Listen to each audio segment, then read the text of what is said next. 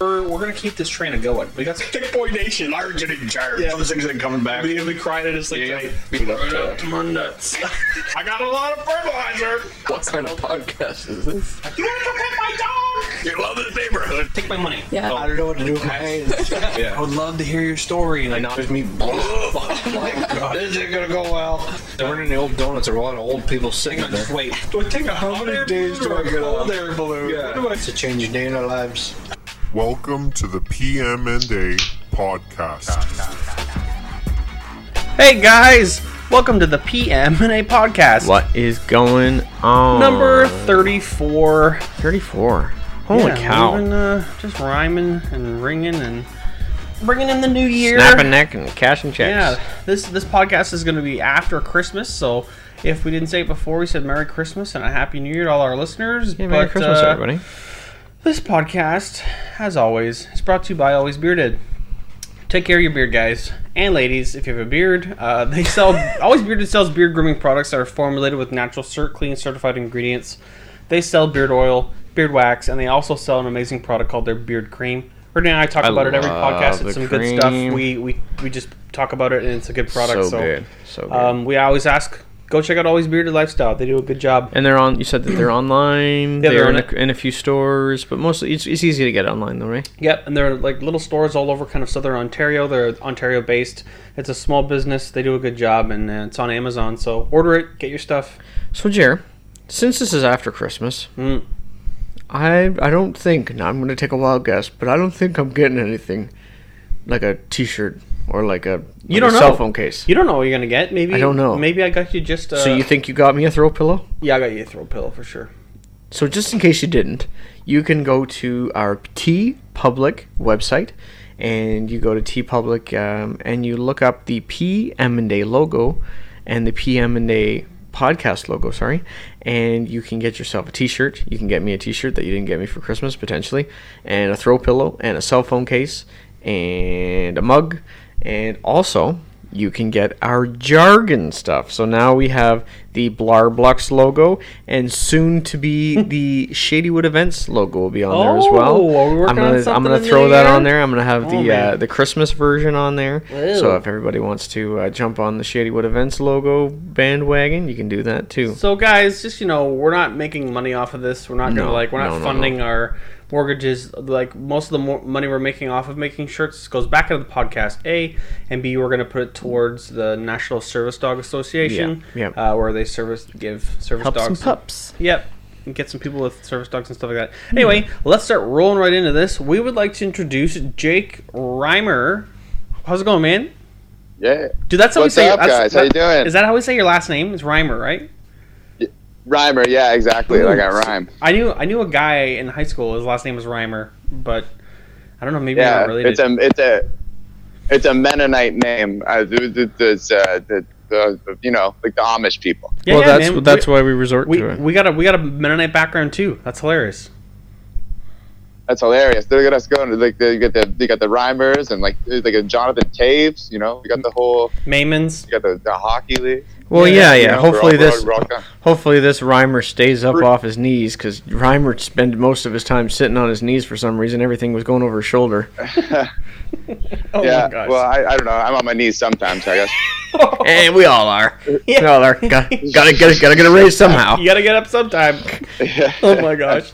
So man, Yeah, that's how I get all these opportunities.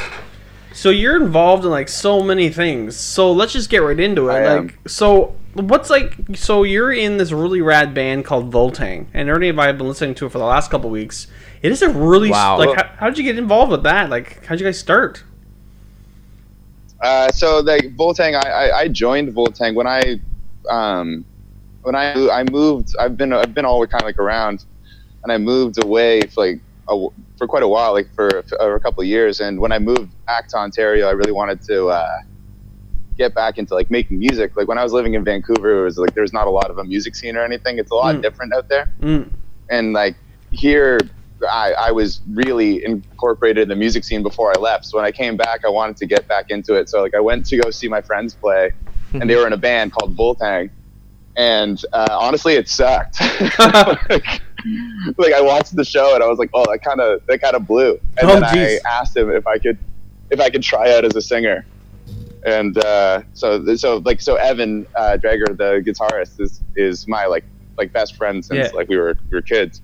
And so he asked me. He said, "Yeah, that'd be great. Like, I'd love to have you as a singer." And so I went. I did 2 auditions with them. The first one, I was so sick that I couldn't sing, so I just screamed instead. And they were like, "That's way cooler." Oh yeah, man, you do a good job. It used to be like a. And thank you. And like, you know, like it used to be a rock and roll band. Like, it used to be just like pure like guitar solos and he like rip some singing. Like he can really sing, Evan can. But like he hated the stage presence. Like, he hated the idea of like having to be stuck to his guitar and singing the whole time. So he liked the idea of having a singer around where he can like didn't have to fully take that responsibility on, and I could like be crazy and not attached to a guitar, and I could run around and scream at people. Yeah, have like a really cool stage presence. Hang on just a second. Do you hear a clicking on your end? I'm hearing a clicking. Do you hear something on your end? There? Yeah. No, I don't hear it. Maybe it's is it my microphone or some shit? I don't know. It just keeps hearing like a bang. It's like somebody's hitting something with a stick. Anyway, okay. No big deal, man. So, how long have you been singing for Voltang? So that's been like 5 years now. 5 years. Geez. Wow. Yes. I guess about the time when you start to like, when the band starts becoming like a thing. Like, it took a long time for us to like become a thing, and like, you know, constantly sending out Facebook invites to events that like no one was showing up to, or like doing tours. We like our first tour across Canada. We went all the way to like friggin' PEI or whatever, like, whoa. And we played to probably like in total, like the whole 9 dates, we probably played to about 80 people. So what?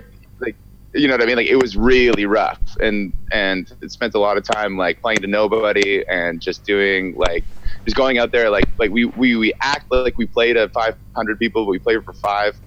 And we kind of just like we really grinded for like a long time. Mm-hmm. Grinded? I don't know. We ground. Ground beef. So like for a long time, and so it's wild now. If you think about it, like it's like been 5 years, and now it's not like, I don't know. It feels like we made it a long way. I guess a long way to go, but. So is that so I know you got a couple things going on. Was that your full-time gig? You full-time frontline guy, or what do you do full-time? So, well, that's the thing. So, like, full-time, I'm basically like a multimedia artist. So, like, I don't really act well in normal kind of like work situations. So I don't really have like a day job. That's awesome.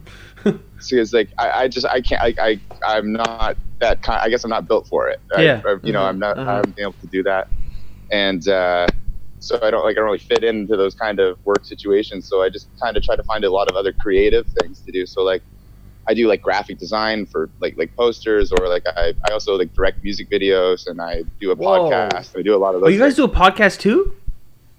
Yeah, so well, I mean, we call Press X to Get High a podcast, which is a weird thing to say. I guess it's a live podcast. I mean, we always thought about putting it on Spotify or something, but there's also a weird live element, so that it doesn't completely translate to just audio. Like, you really have to be there on the live stream, but it is a podcast. We just talk, we discuss things, and we chat, much like what we're doing right now. And we have guests and things like that too.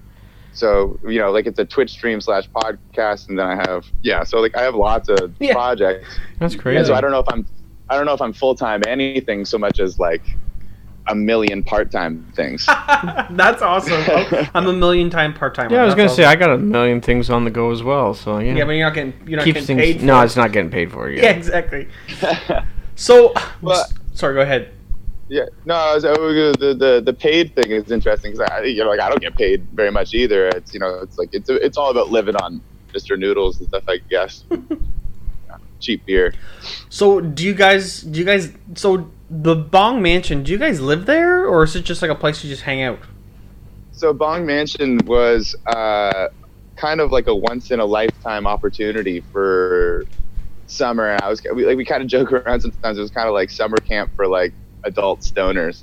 And like so what it was is that we were looking for a studio. My manager was looking for a studio to make sure that we had a place to do Press X to Get High. Like Press X to Get High happens every Wednesday, and we don't often miss Wednesdays. Like we're about to miss our first 2 Wednesdays because they land on Christmas and New Year's this year. Oh, yeah. So we're about to take our first break in 45 weeks. Whoa. So because of that kind of streak or whatever, like my manager wanted to make sure that we had a place to be. So he kind of put out like a desperation Facebook post, and it was really easy. Like it was like he put out a post, and it was like, I just need a studio space. We have like $1,000. Like we just need like 1,000 square feet or like 500 square feet, whatever it is. Like it doesn't matter. Like this is just how much we got, and we got to go fast. Like who's got something?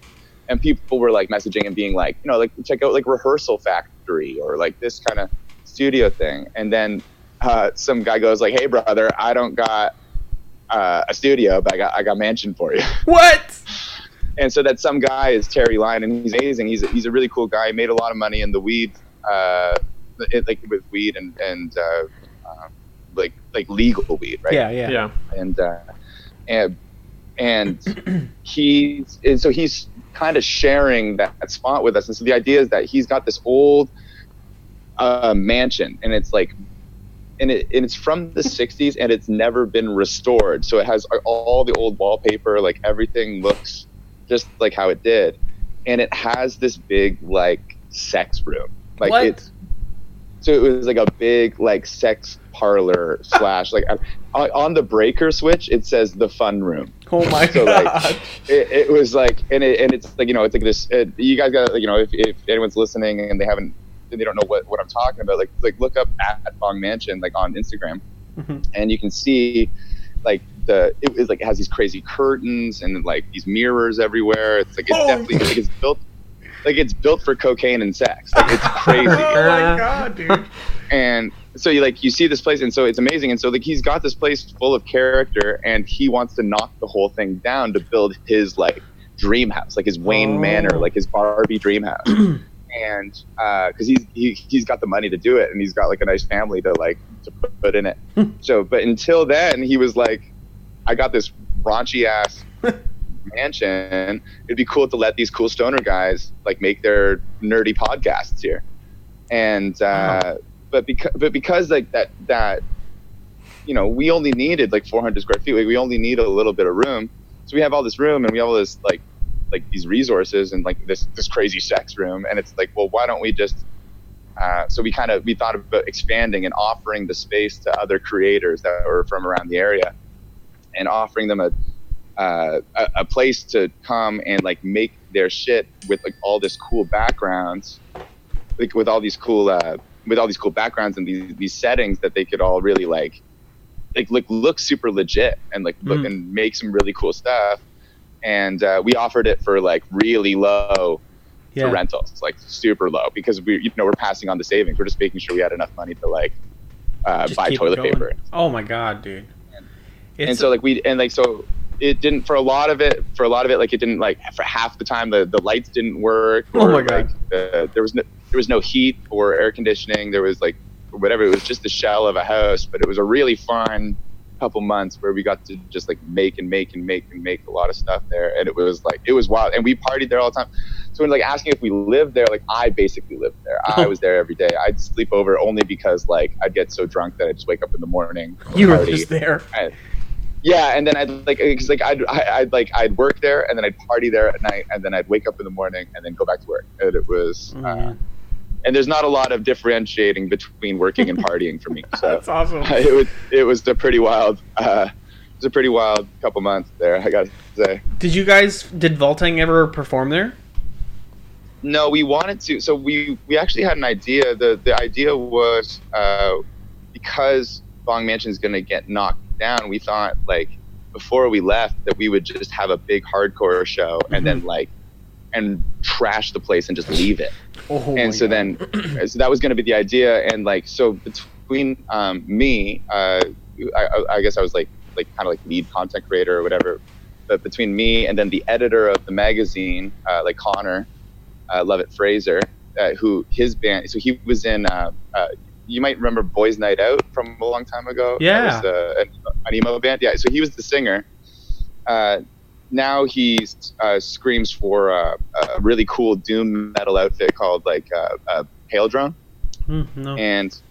And then my manager and my close friend Ben Rispin, like he's also in a rock and roll band. Like, he used to be in the Video Dead and like Cut Off and like these really cool punk bands when I was growing up. Say in Alvia Cartel, and then so now he's in a band called Rules. So we were thinking about like getting our new current bands to like go and like trash this place and play this crazy show. And we never really got like an ending date. Like it kind of just like, because and it's not as sexy and fun, like, because we thought it would be really sexy if we knew when it was going to get trashed, and then like the day before we go party. But then it's like, but then you ask about that and they're like, oh, there's all these permits and like kind of like half demos and like stuff like that. So it kind of like, now the mansion is like fairly unavailable to us, but it will be knocked down, but we don't know when the demo happens. So it's like, it's not, so it's kind of like a disappointment, because we kind of wished that we had this big sexy send off. Yeah. But instead, I mean, like, we just went out and like started looking at what the future of what Bong Mansion is going to be. And so we bought a Winnebago for a couple grand. Jeez. And we're gonna rip all of it apart and then put in like the furniture from Bong Mansion into it. Like, we're gonna take this mother on the road. Like, the future is bright. It's gonna be weird. So, dude, that sounds turning awesome. it into something new. Yeah. Yeah, thanks. I think it's cool. And we also, we wanted to make sure that it was that, like, when we grew the brand, or like when we grew the idea, that it wasn't about the mansion itself. Like, it wasn't about the place. It was about like the people who were inside that place. And so, Man, that's real. So we think that's a cool way to like, that we can kind of like continue to keep that up, and then we can kind of like go on tour. Like, we can go to Cambridge, like, and come like see you guys. Yeah. And like set up somewhere like at a show or whatever, and then have like, we can have photo shoots, or like do podcasts, or like make music or something, like all from this like mobile studio. Man, that's crazy. That's the idea. Yeah, it's pretty crazy, man. Wow, that is so awesome. So is Voltang? Sorry, go ahead. No, go ahead. No, I was just saying. So, is Voltang still like touring like right now, or are they going to be touring in the spring or the summer coming up? So where we're at right now is that like we put out a record in 2015, and then we put out a record, and then we did like 2 tours, and then we put out a record in 2016, and then we did 2 Canadian like wide tours, like 2 Canada wide tours, and then we kind of realized that we hadn't put out any new music by the time it was like, like 2018. Yeah. And so we've actually been trying to record our 3rd record, and we're holding ourselves to like a really high standard. So we ended up making this record probably twice and like throwing it away. Oh, geez. And starting it again. And so because of that, kind of, we haven't been able to just really come together and make that album. We just thought, like, hey, we got to stop touring. Like, we got to stop putting our resources into going out and playing, and we have to like start like looking inwards at like making the stuff to play. So like at this point, so like what we did is that we said, we're gonna take some time off from touring, and instead just do like a couple shows this year and then finish the album. And so while we might be like a little bit behind, I am right now doing my vocals. I'm finishing my vocal tracks for that album. So we're about to get ready to come back, do our big comeback, and maybe that comes with the new album and a tour. But like as of now, it's like we're just doing like this will be our 3rd show this year. Is December 28th. It's our 3rd show. Wow. The only times we ever took shows this year was when it was like the Cancer Bats was coming to Hamilton. So we wanted to be a part of that. Oh my gosh. We love Cancer Bats. Dude, Liam's coming on the podcast in a couple weeks. Oh, amazing. Well, say hello for me and see if he remembers me. I will. I love partying with that guy. He's awesome. Yeah, he's I even got my hair cut to look like him. So did Jer. Yeah, back in the day. Did you? Yeah. Back in the day. Cut the sides off. That's awesome. It's a cool look. And so, we played with them, and then we wanted to also play in Montreal in the summer, because we've often gone to this Bucket Fest. It's kind of a small festival that a promotion called Bucket List Music Reviews. They put that on in Montreal, and they've been really good to us. They took our first album and gave it like a 9.5 or something. Whoa, that's awesome. So we we've and no, you know what though, and it was crazy because when we put out our first album, we sent reviews to like everyone. Like we asked for reviews from like everyone we could find, and they were the only ones that even responded. And they were like, "This is the weirdest music I've ever heard, and it's my favorite." It's awesome. And so we just became friends. So like that was the only other show. So it's like between these three shows, like we usually do. Last year we did a tour. I think it was like 30 days, and it was across Canada from literally one coast to the other coast. And then this year we just did 3 shows, so it's a lot different. So we are active, but we're not as active. And I'm getting a lot of messages too from people being like, "When does Voltang come back?" We're like, "Oh man, we didn't leave. We're not going in. We're just making more music. That's all." Yeah. We're just making more music for them. And to be clear, I know if there's fans listening and stuff like that who are looking for the new music, whatever. Like we do play the new songs live, and we're constantly trying out the new songs and like seeing what people think about them. Man. So Well, actually, we're not going. Yeah. Yeah, we don't go out and just play those same old songs over and over again. And it's not that we don't know that we're playing the old songs that might get boring. Like we're trying to put them in, and like they'll get recorded and you'll hear them soon. But like we're such a live band that like when these songs exist live, like to me they already exist. Like they're out, I guess.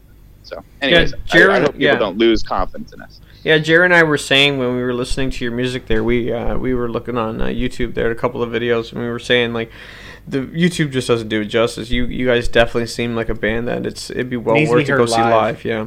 Yeah. Our YouTube content, like I even looking through some of it today, like it's pretty whack. Like it's like a lot of it's from like when we were like starting out, or the lineup change. Like we've gone through so many lineup changes, and Yeah. I feel like there's a lot of like different stuff that's out there, and I'd love to take it all down, but I don't want anyone to kind of forget about us or not be able to find us if they search us. So when you joined up with Voltang, then what was it still the same style of genre when they were before you joined, or did it kind of move towards a different? Because when the 2 videos that we saw, they were 2 very kind of different styles. Like they were both great, but it just kind of looked like maybe you had transitioned into one from the other. Or I was just wondering if maybe it was still if they were doing that before and you just kind of jumped onto the same program with them. Well, when I joined, and I added a new when I added screaming, so you add a whole new aspect to the band. We kept making rock and roll, and then we call it rock and roll, and it was like because where it came from was like that same shredding guitar solos and stuff. So we tried that style for a while, but you start to realize that like the resources that we have and the instruments that we have, and like my voice now, we're able to get a lot heavier. And when we went into making a second album, we were like, we called it Bad Sounds, like on purpose. Like the idea was like, let's make our heaviest album. Like let's make the one that like let's make the one that people are like, oh, I don't know if I like that one because it was too much. Yeah. Like that was kind of the idea from the beginning, was that like the second stuff would be more like horror and screaming based, and it got away from a lot of the lyrical content from the beginning were written by Evan, and a lot of it was like really cheeky or like cartoonishly violent or cartoonishly like there's songs about like fucking dead bodies and stuff, and it was but like in a funny way. Yeah. And it was kind of like immature, or maybe like just like for the fun of it or for the shit of it, to be a little like offensive, just to be whack and get people riled up. But like when we started getting a little bit more like serious or dark, like I was like, okay, well, so I just got cartoonishly violent and stuff in my kind of style and with my lyrical content.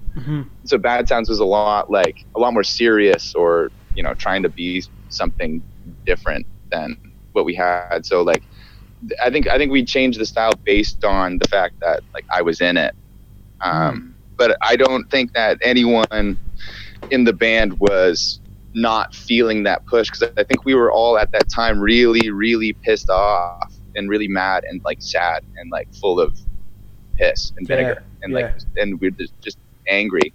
And we kind of, I think at that point also we were feeling like we put in a lot of work with Hermaphrodite, and like we put in a lot of work with our first CD, and we didn't get and we like, it's not that we didn't get recognition or get famous or something like that. That's not what you get mad about. You get mad about that people are missing the point. And you start to feel like your art, like it sucks when you're feeling like your art is not saying what you wanted it to say.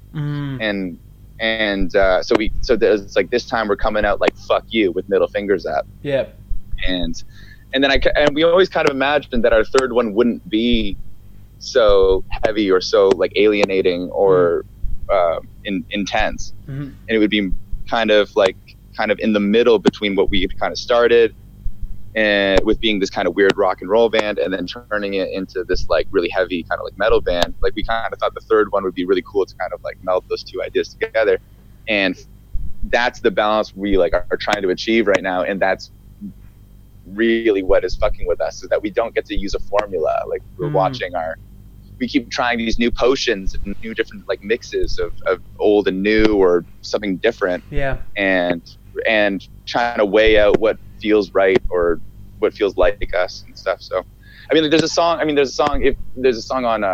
this third one, like we keep calling it Voltang 3, but like we don't know what it's going to be called. But we have a song on this one where I play piano. Whoa. And it's like quite slow and beautiful, and I'm really excited to play that for everybody. But like that made it through like 4 rounds of cuts, and there's a bunch of other songs where I was playing piano or like there was some weird stuff, and the other songs didn't make it quite through. So I mean, like the new style, the style is going to keep evolving with us, or trying new things. I think we're going to be kind of like, we kind of aim to be that kind of like David Bowie-ish, like each album's a character, or each album's a different feel. That's awesome. So hopefully this one will be a bit more like rock and roll. It's still got that sci-fi horror stuff like put in, like we're not going to completely lose anything that we started, but you know, like make songs about Time Machine Man. So dumb. but like, you know, like we're not going to stop being dumb and fun. But, yeah, like, that's awesome. But I think that's kind of like the best part of it, like, because you find most bands, they kind of, let's just call Nickelback, like they kind of fit in one slot, and you know what song you're going to get pretty much every time. But the bands you like are the ones that, you know, they almost don't have like their sound. Like their sound kind of changes with every song they do. And like you say, you got one that's with a piano.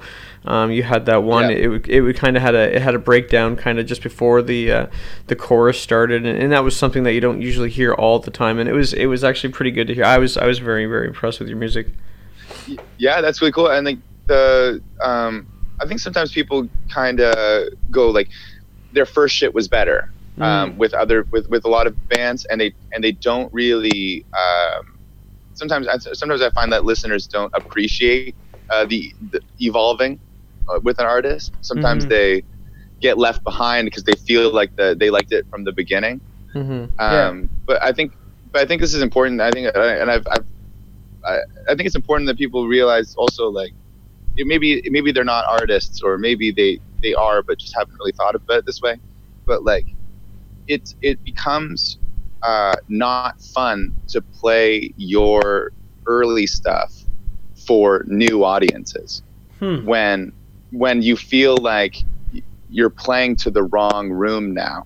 Oh. And so like a band like Alexis on Fire, like when they started out, like they, like, you know, it was really chaotic, or you know, it was like really kind of screaming heavy, and then and then by the end of it they were doing like Young Cardinals, or even now that they had that like kind of new single, and it had that like Black Sabbath kind of feel. But you can kind of imagine that like Alexis on Fire used to play the YMCA for a bunch of really angry kids. Now they play giant stadiums full of millennials who all have kids. So it's like, so they're just adjusting and like evolving to the rooms that they're playing or how they're feeling at the time. And I think that like that we're doing that same kind of trajectory, and it's just coming from it's just on a smaller scale, because we don't play big giant stadiums now, but at least we play full rooms, and we play longer sets, and we get to play later in the night. Yeah, you're not like, so that's awesome. So now I think there's like, you know, we have also kind of like this hankering to like make sing-alongs that aren't so chaotic or heavy. and that's just because now like we feel like we can pull off a sing along, that, and I don't think that we're gonna change too much, and the people can't hop on board, but like some people are gonna have to get ready to realize that it's like we can't be the silly little. Yeah, you gotta evolve.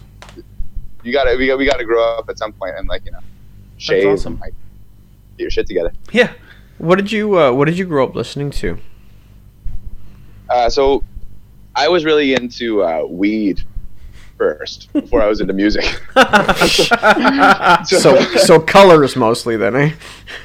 I liked colors. Yeah, exactly. Well, I liked like Sublime. I liked Bob Marley and like the Scatolites, and I listened to that kind of stuff. I didn't really have a musical identity, and I just like smoking weed and then listening to music that went with it. And a lot of the time it was just kind of like that red, yellow, green Iron Lion from Zion kind of feel. I loved that shit. And but then I saw Alexis on Fire. Actually, this is a funny example.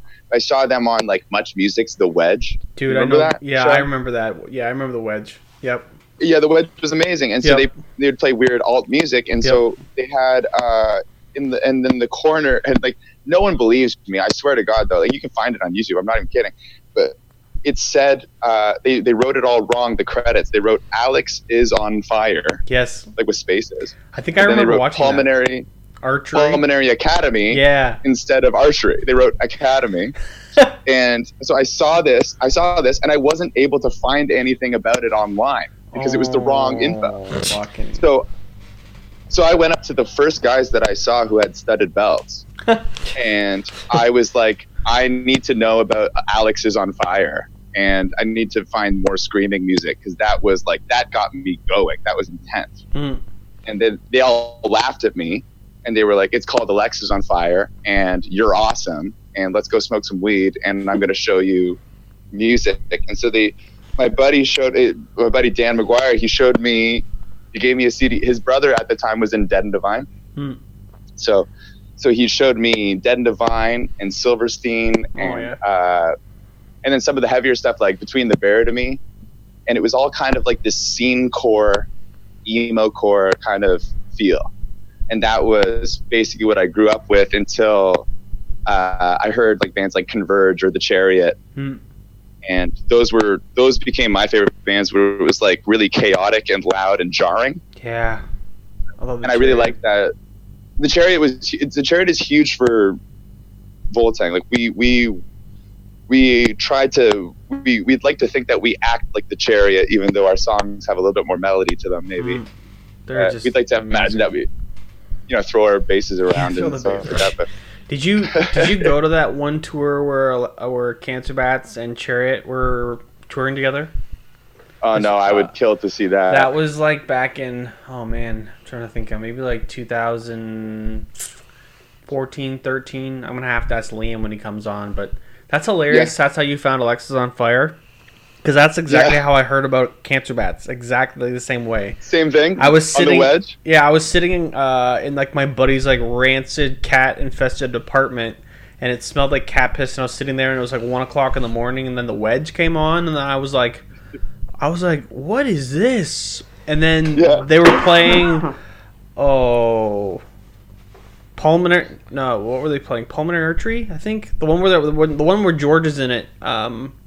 Yeah, I think it's Pulmonary Archery. The one where George is in it, and they're in there like cutting down trees and drinking syrup. Did you ever see that one?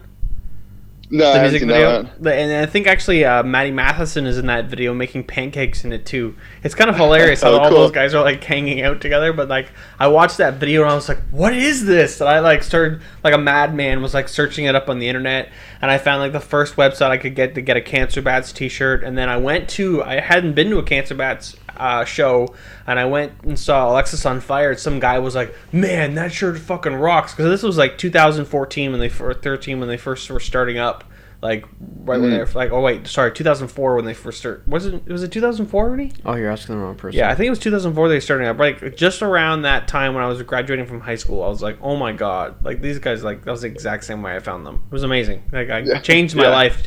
I was like, wow, this is crazy. what I found with like a lot of people when they tell their story about like how they got into like heavy music like that, it's because like, a lot of the time when you hear it for the first time back then, it was like there's nothing like it, and sometimes it speaks to people, like especially if there's like a little bit of anger in you, or maybe sometimes it also feeds into a need to be a little bit different and want to be able to show off and be proud of how different you are.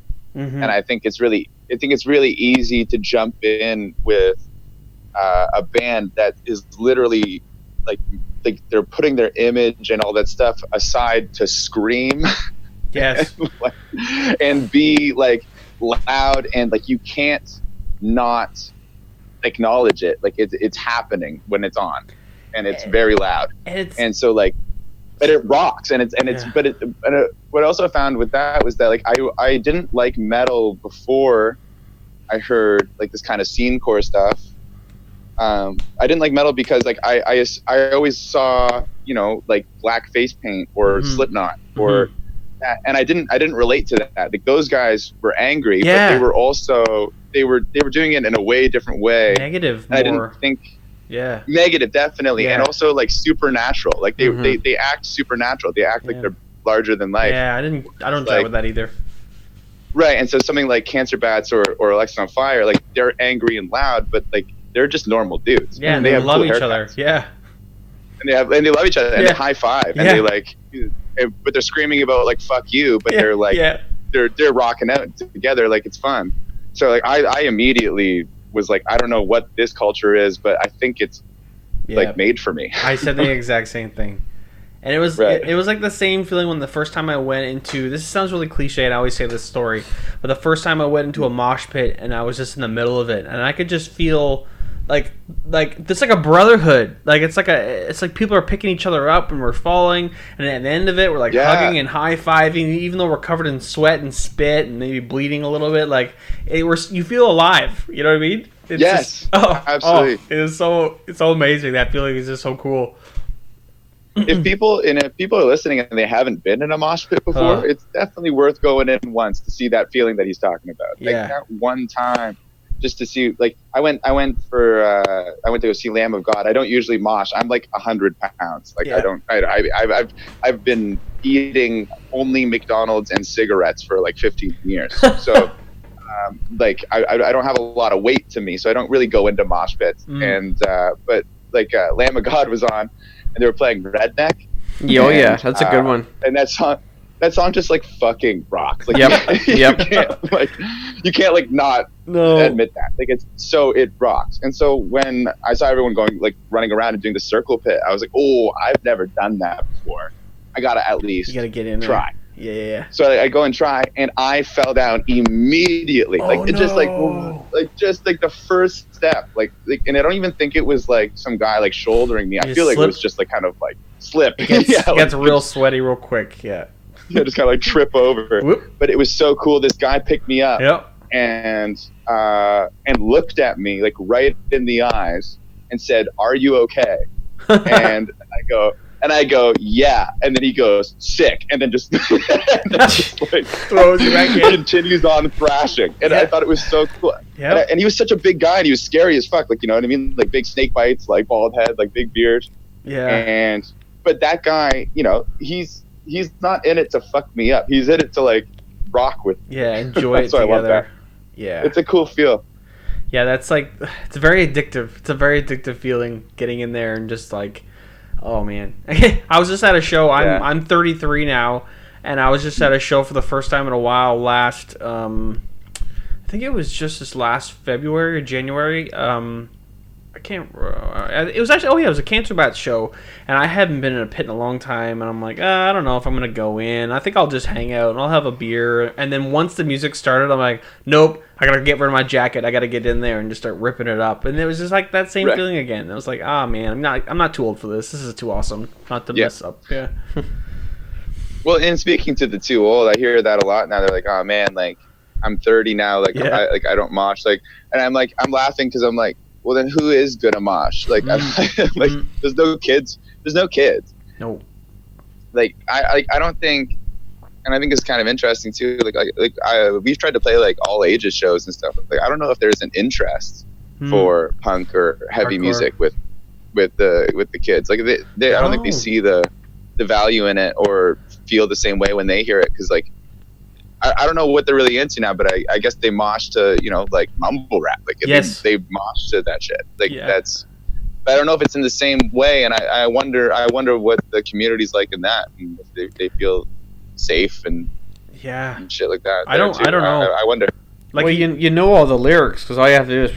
Well, I remember a couple of months ago, I was watching a video. It was Tyler, the Creator. He was on stage, and he was trying to start a mosh pit, and they wouldn't do it right. Like he had to stop and go, no, this is the way you're supposed to do it. And then everybody was like, they were just kind of like, oh, I don't know what's going on, and it just seemed so unnatural, and it seemed so forced. And then I'm like watching it, I'm like, oh, he's just so frustrated. He just gave up, and he's just like, okay, I'm just gonna sing this song, and you guys can do whatever. But I'm like, okay, like I get you want to do, yeah. It's so I'm like, that's all right, but that's probably not the right.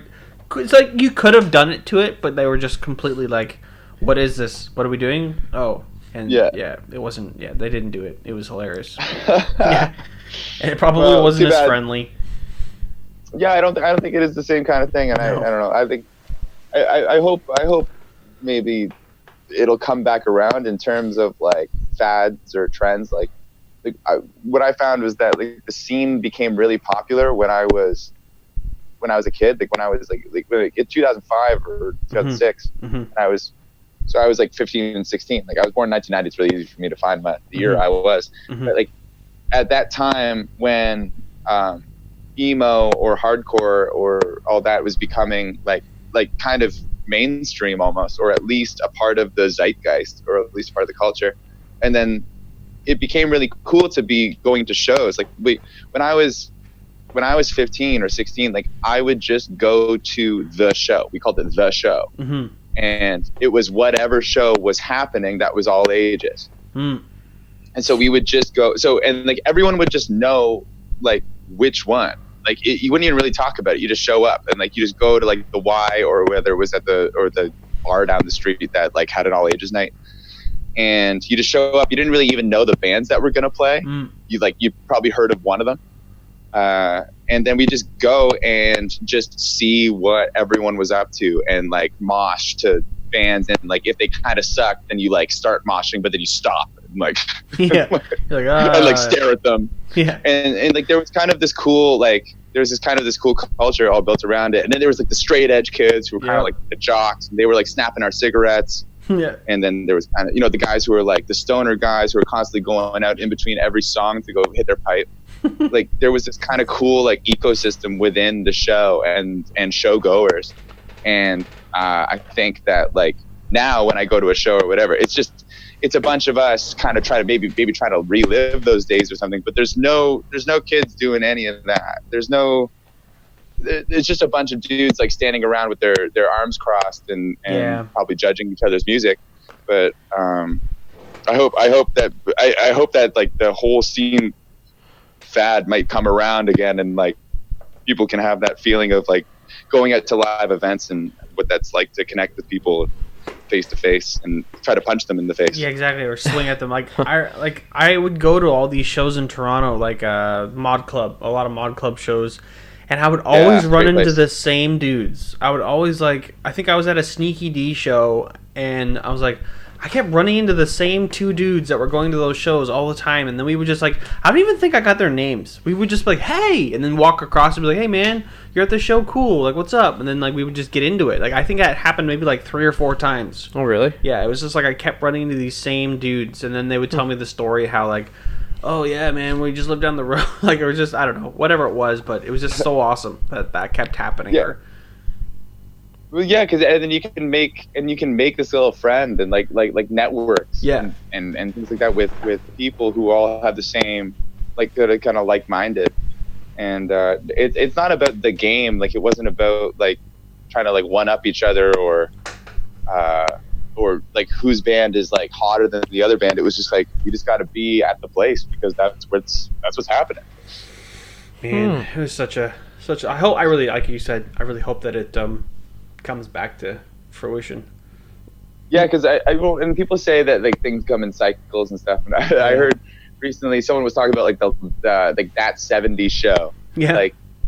Like based on the premise, like if it came out today, then it would be based in 1997. Yeah. Like, and that's how long ago that was, and like how things kind of come around. And the '90s are kind of cool right now. Like and I think that maybe then, by that logic, the next like 5 to 10 years, we have to wait a while. It'll be cool. It'll be cool to be emo again, and then we can all go to shows. We'll be 40, I guess. But whatever. I can pull up my I have like this like vintage. Well, not vintage, but it was like the first time I bought a Lexus on Fire shirt, and I haven't. I think I worn it once, and it's a shirt, and it has like these I think it's like 5 or 6 angry swans on it. It's like, I don't know, and it's so rad, and it's just the coolest Lexus on Fire shirt, but I don't wear it. I just keep it in like this little memory box, and I'm gonna pull it out next time I go. But it's like you're never gonna find it again. If I sold it on eBay, I'd probably get a bunch of money for it. But like, it's like I bought it at a show maybe 2005, and I've never seen it ever. And that's like one of those things like I'll pull it out in like 10 years and wear it, and people are like, what the fuck? It's your golden goose, is it? Shut up. It's really fucking rad. Well, that would blow my mind. Like, I love a good band shirt. Yeah. Like, the band shirts that we just made. So even though we try to keep that kind of spirit alive. Like, I mean, for our Christmas show on the 28th, like we kind of scrambled to get a shirt made. And so we used to have this shirt that, like, when we first came out, we had this shirt, and it was a unicorn. It was a graphic of a unicorn. I drew this, by the way, and I don't know why. I was fucked. I think I was really drunk. And I drew a unicorn that broke off its own horn, and she stuck it in her asshole and was playing with her vagina. What the fuck? With her legs wide open with a big rainbow behind it, and in her leg was carved Voltang. And it was really disgusting and like super offensive. Oh my god, dude. And it's a cartoon, like, you know what I mean? So it was kind of silly, but so for this show coming up, one of my bandmates was like, what if we did the same shirt, but it was a Rudolph the Red-Nosed Reindeer? There you go. And so it was a male, so he'll be, you know, jacking his dick, and maybe he can put his antler in his asshole. And so he told me that, and I was like, "That's so fucked. Like, it's so gross." Oh my god! No one will wear this, but like, that's why I'm gonna make it. You have to put it on the back. So what happened to me once? I went to a Johnny Truant show. Do you remember Johnny Truant? Yeah, I do. Yeah. So I bought a shirt and didn't realize on the back they put cunts on the back. So I bought this shirt and was like walking around at school, and I was at work, and people were like, dude, where'd you get that shirt? Because all on the front just said Johnny Trump, but I didn't realize that they put cunts on the back. It was awesome. That's great. It was awesome. Well, you know, we had somebody walking around with our shirt. She messaged us and said, your shirt got me kicked out of school. Oh shit. And and I messaged her back, and I was like, why would you wear my shirt to school? like I drew it, but like I would never wear that. That's awesome. Like, what? You crazy? Like, it's like, I mean, like hang it on your wall, maybe. I don't even know. Like, it's like, it's funny to have on a shirt, and like a lot of the times with our shirts, like we write like, we love having shirts that say "fuck" on it. Like, we just think it's the best thing in the world, and.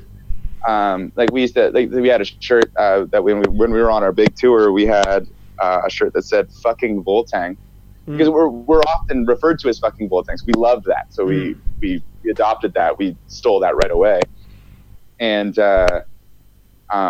we thought it was cooler than "mighty Voltang" or some shit. Like someone could be like "fucking Voltang," we're like, cool. Yeah, that's rad. So we leaned into it, but we made the shirt, and then so I'd write "fucking Voltang," but then I crossed out the "ing," so it just said "fuck Voltang."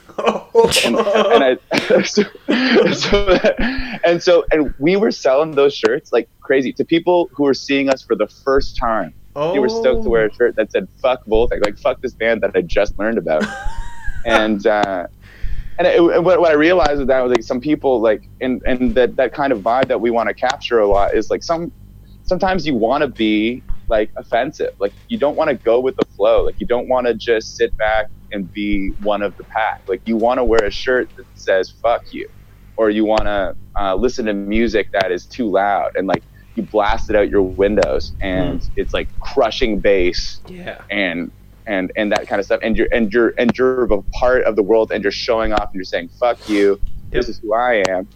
And I think that kind of feeling is like that's all over punk and all over hardcore and all over metal. And I think that's the shit that we love to kind of play on. And so band shirts like that, like, and then you have like I mean like an Alex on Fire shirt, you can you can have like the heart skull or something like that, but like they also have those old shirts, and we love those old shirts, like the ones that had just like random like graphics or whatever that kind of just make you felt like you were unique, or you had a unique experience with a band that everyone else might not have had. So hopefully we can get that across with like, because we like that Ranger shirt that we're selling, we're only going to sell it at the show, like we're not going to keep making that's fucked. Like I can't have an inventory of like a Ranger with its dick out. Like we can't sell that in March. No. March Madness, you never know. Christmas in July. So I think that like, you know, like for Christmases to come, if you see someone wearing that shirt, they're going to be like, yeah, I went to Voltang. I was at that show too. Number 3. Yeah, that's awesome. I think it'd be cool. Where a unique experience. Yeah, where is the coolest place that you've gone to perform so far? Where I've gotten to perform?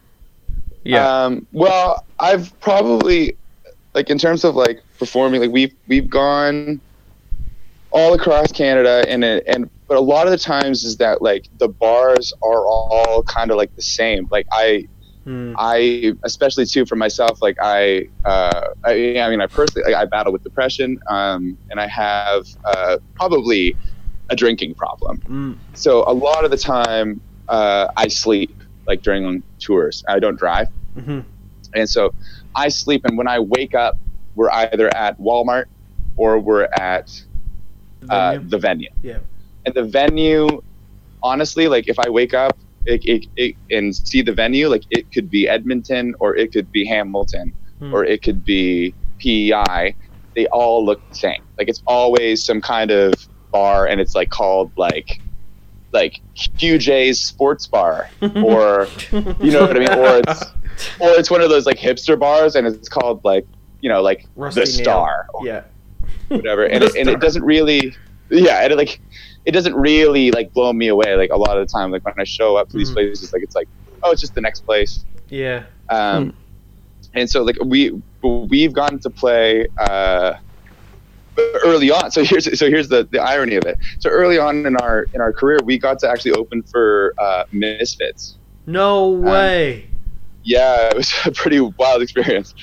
So we got a weird opportunity through a promoter to like basically like, if you can sell some tickets, like there's a spot for you to play the Phoenix.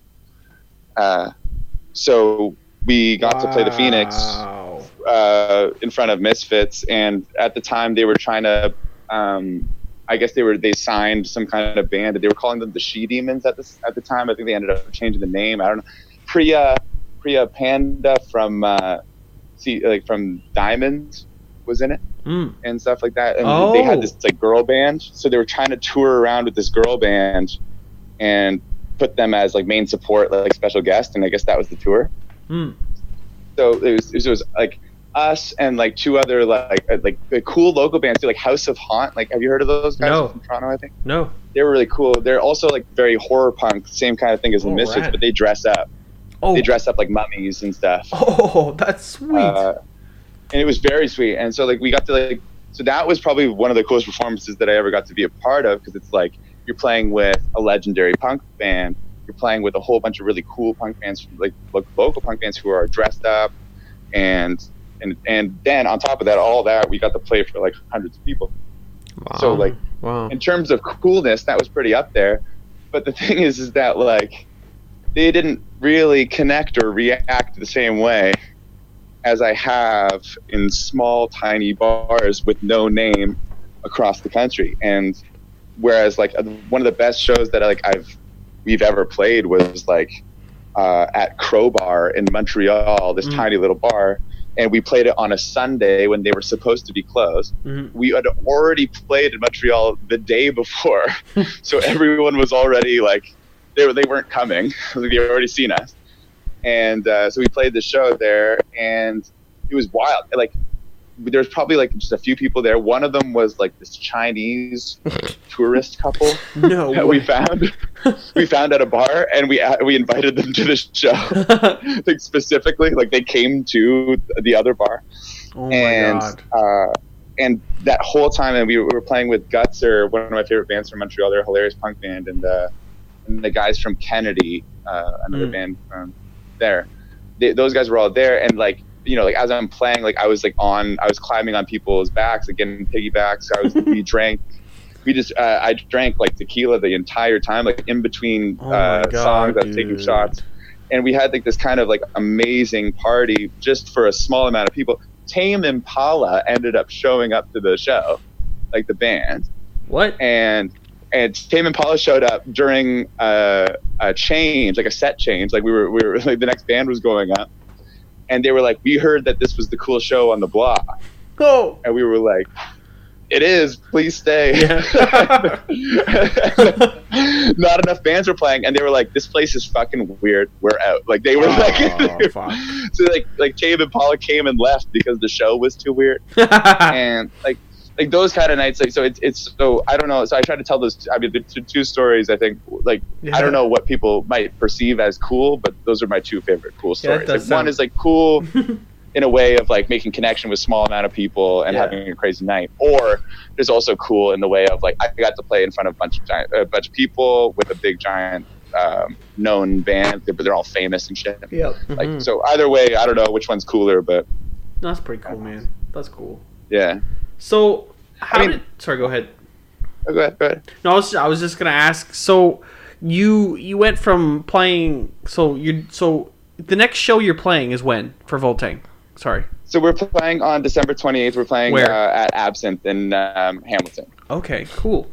28th. One of our favorites. So that's kind of like our hometown spot. There's a few good places here, and like there's no, like it's not like we don't like them. Like there's like really good places in Hamilton, like the Doors, or like they're like huge supporters of the local punk community, or like This Ain't Hollywood. Like they're awesome places around here, but like Absinthe is our shit. We love that place. It's awesome. And at your shows are the only place that you guys can that people can get your merch if they want to get their hands on it? Well, for now it is. We used to have a merch website. We will relaunch it when we're coming out with the third record, and when we have a bit more of a. So we're gonna, when we do come out with that third record, we'll have like a new brand kind of like look, like a new, like all that kind of stuff will come with new merch and new CDs and new shows and new tours. So because I think soon there will be a Voltang.com. There is Voltang.com, and soon that will have a merch button. Oh, because I definitely want to get my hands on one of those reindeer shirts. That's hilarious. That's awesome, man. Well, if you guys can't make it out to the show, we'll make sure that we talk, and I'll figure it out. Right. Cool, man. Sweet. I'll wear it to work. Yeah, he can wear it to work. Yeah, no problem. Yeah, and so like, and that's the kind of shows we've been playing. So, but also like I've been playing like as a solo artist too, right? Like that's what another thing I've been working on. So I got signed to Golden Carrot Records, which is it's an imprint label from Walk Off the Earth. Oh, like, yeah. The band. You might know them from like five dudes playing a guitar and they sang Somebody I Used to Know. Yeah. Like so, through friends and my manager and stuff like that, like me and Gianni have kind of hooked up, and like we're making. He's just helping me distribute this music that I've made as a solo artist. Wow, man, that's awesome. And so now it's like it's really funny. I've kind of started like another journey where I'm starting to play to 10 people again. Jesus, man, it's like the only thing you're not doing is selling fucking Avon. Yeah. Well. Also, just kidding. Oh yes, and also Sensi. How do you feel about Sense? Yeah. So it's. What kind of music is this stuff you're doing solo? How like is it under your name or what? Yeah, it's under my name, so it's under Jake Reimer, Reimer. So it's like hard to spell. I wish I made up a stage name. I should have been like Jakey Coolness or some shit. I don't fucking know. But like, so I make it's pretty much like lo-fi. Like I do like an effect on my voice so that it's like it sounds like I'm talking through like an old radio or some shit. Mm-hmm. I like that. I've made kind of like I make these kind of it's almost like genre-less. I'd like to say that, you know, it's like I'm like it's a million genres of one. I'm sure if someone else heard it, they were like, yeah, that's pop music, or like they'd be able to name it in something one. But it's poppy. It's like, but it's kind of indie and it's edgy, and I swear. And so I've released 2 songs so far, and one was called "Everything Sucks," and the other one was called the other one's a cover of Harry Nilsson's "Coconut." Coconut, and isn't one of them called "Beer and Weed"? I'm just looking at it right Beer now. and Weed. So yeah, exactly. So Beer and Weed is so that was like a country song, an acoustic song that I wrote. No way. And put that out myself. And where can you get that? A couple years ago. Where can you get these? On Spotify? So Spotify is my favorite. Sweet. But I mean, or you know, Apple Music. It's on the whole thing, like Deezer and yeah. I'm gonna check that out. I always kind of laugh. I'm like, because I never really know. I feel like Spotify and Apple Music are the only ones that people use. Yeah. Is that? Do you feel like that's the truth? We're the same thing. It's the same thing for the podcast. We have it on both Apple Podcasts and Spotify. It's on both. So, yeah. Yeah. Do you have it on any other things like do you have it on Deezer and stuff like that, but then just not promote it, or do you like? Yeah, it's on the Android ones. It's just we don't have Android devices, so I don't really look it up that much. And I have it on like this random like KW podcast like link thing. I don't know. I just try to put it on as many as possible, but I only promote it on Apple and Spotify. That's it. Yeah, well, like I feel this feeling where it's like. I'm like, should I even put it out there? I'm like, well, I guess why not? But then also, like, I don't get a payout unless, like it's crazy. Especially, like, I don't know if anyone, you know, if anyone cares even about this kind of stuff. But, like, for artists, like, Spotify doesn't send me my check, which is, by the way, when I say my check, it's for $25 usually. Usually? And, what? Whoa. Yeah, so usually for $25. And I only get that if like thousands of streams happen, like thousands. And I don't get the money until the thousands of streams have happened. Like I can't cash out less than 25. So, so a lot of times when people are like asking like, where is it? I'm like, okay, everyone play my stuff on Spotify, because at least it's all in one place, because it's the same thing with Apple Music or whatever. It's like if I don't get to the threshold, then I don't see the cash or whatever. And it's like I really miss the days when it was mostly on Bandcamp or just CDs sold in real life, because like you know you can make the actual money. You actually make the money. Yeah, you actually got to see the money, and they're like, oh, Bandcamp takes like a 15% thing. I'm like, yeah, 15% is way better. Like I can live with that. If I sell a CD for $10 and get to have $9. Like, I'm happy. Do you have it on iTunes as well, or no? Yeah. Yeah, I think it's on iTunes as well. So it'll be there, and also I don't think there's a lot of places where it wouldn't be. I guess it's just the way it's supposed to work. Would you get would you get more out of iTunes than you would get out of Spotify? Well, with them too is that I also don't see a lot of money from them. So like actually in the 5 years that like Voltang has been there, like I don't think we've ever seen a check from Apple Music. No way. What? Yeah. Yeah, but Apple Music and iTunes are different though, right? No, it's the same thing. Well, isn't there iTunes? Same company. So yeah, so it's the same store. It's just that through iTunes Store you're able to buy them like for like $1, and then the Apple Music is just like that streaming service. So it's like inventory. So you wouldn't see more of a profit from, say, like the iTunes side than the Apple Music side, really? Well, that might be the truth, but like and for what I've seen, just like as a low level artist, is that like I haven't sold enough to even get the money. So I don't know what that money looks like or what it is, because like I don't get those checks. I just know personally that like for the most part, if it's something that I like and I want to be able to use it again, then like it's something that I would want to buy, right?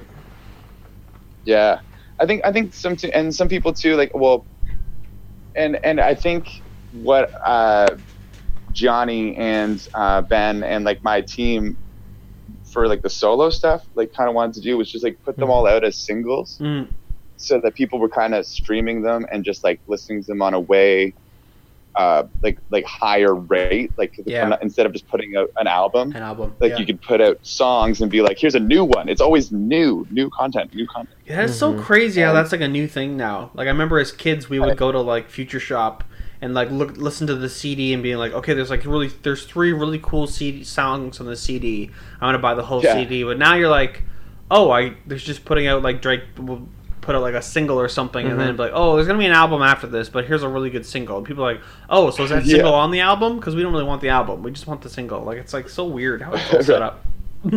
It definitely is weird and definitely new. And what makes it different is for me is that like with Voltang, I've been able to say, okay, you can stream our music or you can come buy the album, and that way I get all the money. Yeah, exactly. And you know that you're supported, and we encourage that. But with in this case specifically, like my actual album won't be out until all the singles have come out and had their time. So like my album, which I don't even know how many songs are gonna get cut, or like or it's like I don't even know how many songs there will be by the end. So it's like it's hard for me to be like, hey, just wait until the album's done and buy the whole album. I get the money. It's like I don't know. Just please add me to your Spotify playlist. Yeah, I just did. And just try to remember me, I guess. I don't know. I just did. I'm gonna promote. Yeah, I just followed you on Spotify. Awesome. It's hilarious how the tagline on there says, "This guy sucks. Everything sucks." That's what it says on there. It's like, what the fuck? Oh god. Yeah, and to be clear too, like even though we got the label stuff going on, like I'm my own marketing team. I wrote those things. That's awesome, man. That's awesome. And the picture there of the album art with the guy falling behind me on the skateboard, that's Evan from Voltang. So I think rad. That was really fun. Man, I think it was a really fun thing to have my bandmate with me on my solo album, because they are really supportive of what we do, because we've all, like, we say that I do a lot of things, and I know that we mentioned that earlier, but like if I can brag about my friends for a second, like we've become like a reverse supergroup. Like we started off as a hardcore band, and everyone kind of branched off to their own thing and have found like cool success in their own ways. And so it's cool when we all get to do our own things and everyone kind of comes together on it and like be a part of each other's shit. So like Andy is in Lightning Dangerfield. It's a funk band. I direct his music videos. Wow. I've made these videos that are like it's a bunch of my like favorite like dudes from around here. They're all so funny. They're all fat guys. They're all my friends. Like, it's all these guys. They're all fat guys, and they're all basically, most of them are metal musicians. And basically, I bring them wardrobe, or ask them to bring wardrobe, and they dress up like very flamboyantly, and they act as dance crews. And we make these like little dance videos. And we make them for Lightning Dangerfield. It was a funk band that my guitarist from my hardcore band is in, and like he also plays with me on my solo project. Like we're all over the place. We're all making stuff together. It's like there's almost like a Voltang network or something, and it's all with Bong Mansion and like Daronauts and other label mates that I have from Golden Carrot. Like they're really closely related to us too. Like Evan and Jenny are constantly together making music, and she's from Daronauts, and so like we're all together at Bong Mansion and stuff. Like there's a whole network of really cool stuff that we got going on, and can't stop, won't stop. So did you ever, there was this band back in like 2004 2005 where there was a girl screamer. I'm trying to remember the name of it. I think it started with an A. So I think the band the one that you're with the, sorry, is it Golden Carrot? Sorry? Yeah. So those guys, isn't there a girl in that band too? Or am I thinking of the wrong one? And Golden Carrot? No. I think in Golden Do you mean maybe the Dare Knots? Was that the one with Maybe. I'm trying to think. So the band that is like I guess started that label. What's that band's name again? Across you. Walk Off the Earth. Yeah. So isn't there like a couple on there that are married? Isn't that the same band? Yeah, exactly.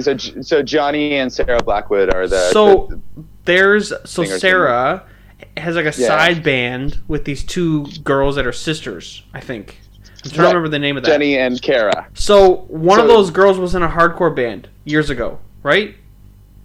Probably. Yeah, I think so. Jenny was probably in a hardcore band. Yeah, it was Jenny. I think that was her name. What was her band called? Oh fuck. Yeah, Jenny Plow. It was like a VC or something, or oh god, it was Avicii? like it was like an A. It was started with an A, and it was an incredible. It's an incredible band, and I bought that album years ago. Oh my god, what is the name? Asher. That's it. It's Asher. Asher? Yeah. Okay, yeah, I got it. Oh my god, I'm gonna tell her.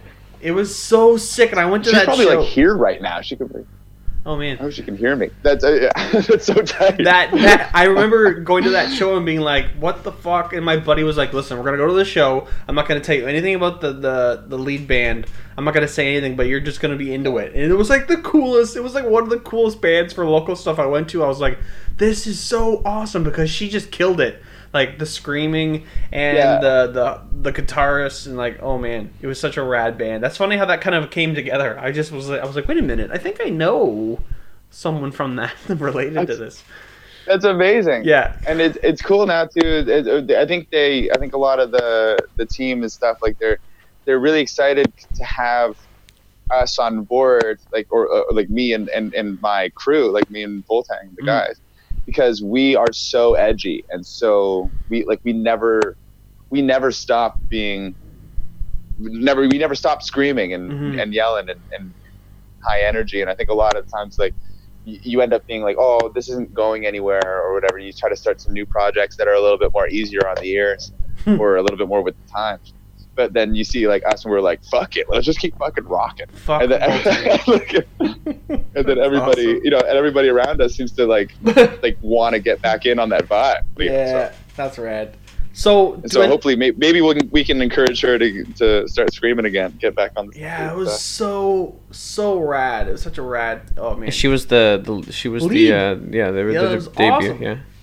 So are any of the other guys involved with Press X to Get High, or is it just you? Like, is anybody from the band with that on you? Like with? Well, so Evan was our first guest. He helped me set up the audio. Like, there's kind of maybe in and out. Like they kind of been a part of it, but Press X to Get High was kind of a project that I did with or wanted to start with my two other best friends that like we've always kind of wanted to do something creatively together.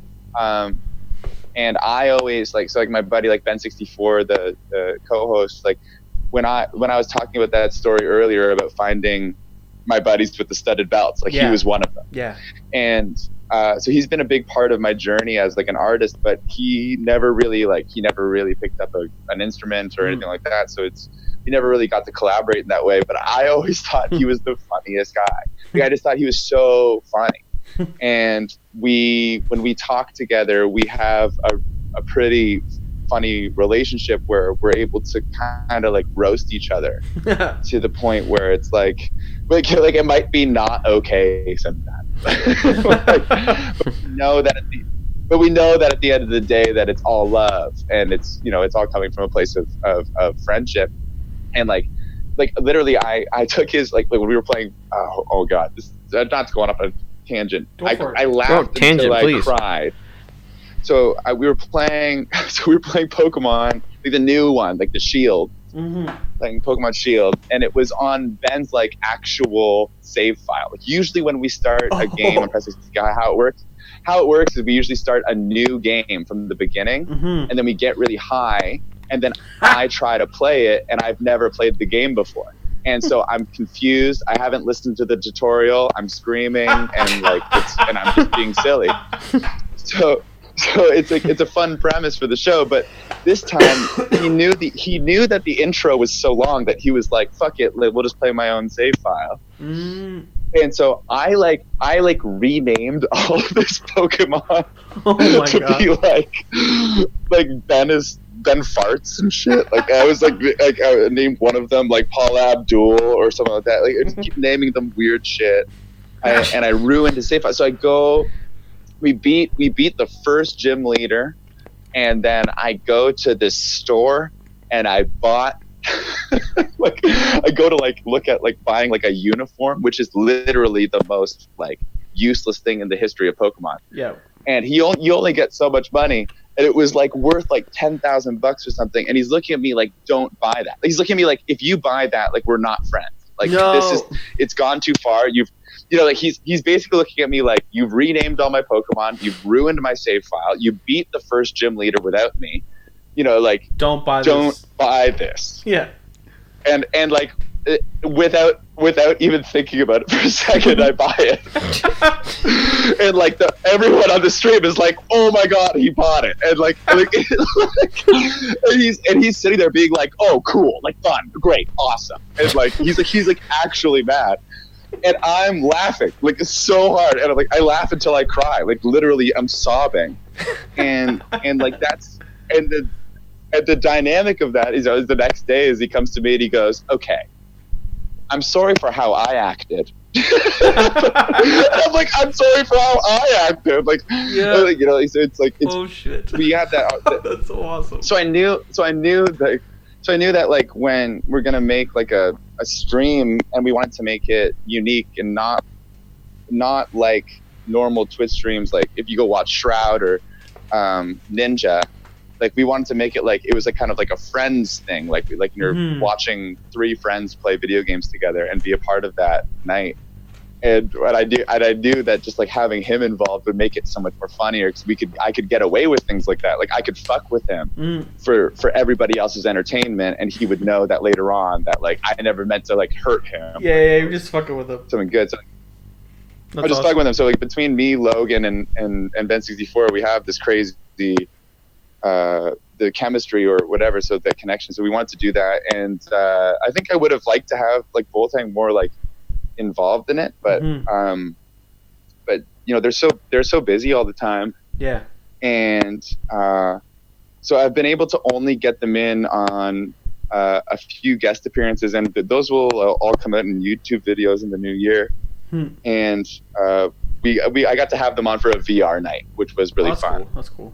And then after our stream lost connection, we sat around the cameras and jammed and like sang a song and did stuff. So like that will all be like a part of that. And like so it's all coming out on YouTube or is it on Twitch?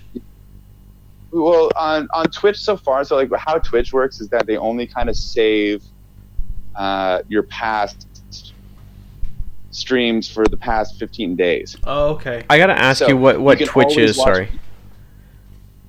Yeah. Oh, so Twitch is like another social media outlet, like as if you already aren't subscribed to Meth. So Twitch is basically like a social media that's made to have live streamers, and basically it started to become popular with gamers, but it can really be anything. Like there's people who are making their own cooking shows. There's guys who have their own like sports shows. They have they have their own sports shows. They have like the ticker on the side, like the 60 and 60 like thing on the side. What? And like people, they make some weird kind of content that you can like stream. You can watch people play music, and they just kind of like maybe write a song like based on what the chat is asking for. So it's a cool kind of thing where it's like you're watching entertainment. Like maybe your favorite YouTuber puts out a good YouTube video every week, but maybe a streamer comes out every week, and you can actually talk to them. And you can send them. Right. So that's the beauty of that, and that's why watching live gaming is kind of fun. Is like it kind of sucks to watch someone play video games recorded. It doesn't seem like there's a lot of stakes to it, but if you watch it live, you feel like you're a part of it, and you can say like, "Oh shit!" Like I can't believe he like turn around, like or some shit like that. So it's all based on like being live and having that community with you while you're streaming and being able to like chat back. So like, for example, like we answer questions from the audience all the time. So we encourage weird questions. So they'll ask like a weird question, like, would you rather beat Ben 64 alive, or play Dark Souls with a D-Cake bongos controller, or like some weird kind of questions, or like what Pokemon starter would you be, or things like that. Like you can ask me shit like that and I'll answer. So that's kind of what Twitch is built off of, was the idea of being live. That's and so cool, man. a lot of Twitch guys who are bigger, like Ninja, I guess is the most famous one. Have you heard of? Yep, I've heard of Ninja. Yeah. So I mean, like he's good at Fortnite, but like he's not the best. Like that's not by any means the reason why he's the best. It's just because he's entertaining to watch. He swears, or gets mad, or he says funny things, or whatever. And so we kind of thought, like, we're really bad at video games. we're not good by any means. Like Logan's pretty good, but like we're not good. But we thought we would at least be entertaining in the way that we roast each other, or there's a lot of friendship. There's a lot of like love kind of going on. Mm-hmm. And we smoke tons of weed, and that's the idea of like Press X to get high, is like we're able to smoke tons and tons and tons of weed on camera, because it's legal now here in Canada. So yeah, exactly. Mm-hmm. Take advantage of that. So can you make money off that Twitch then? Sorry. Yeah, for sure. So like how it's built is that there's like a whole infrastructure, like ecosystem of like it gets kind of confusing when I'm explaining it, because like maybe there's probably a better way to explain it than this, because there's so many words. It's like there's bits, and there's subscriptions, and there's ways that you can help us. One of them being like subscribing. So like if you subscribe, like you're paying $5 a month, I think, and you can choose how many months you choose to subscribe, and that doesn't change. You can still watch the stream if you're not subscribed. But if you're subscribed, you get extra benefits, and sometimes that's like subscriber-only streams. Like we will make it so that you can't watch unless you're a subscriber.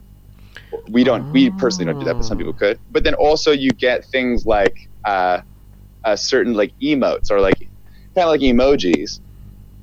So if you subscribe to us for like $5 a month, then you can put Ben 64's face making like a stupid smiling face, and you can put that into the chat. Like, so that there's fun things that you get for giving us cash, and we get that cash. We actually get to receive that.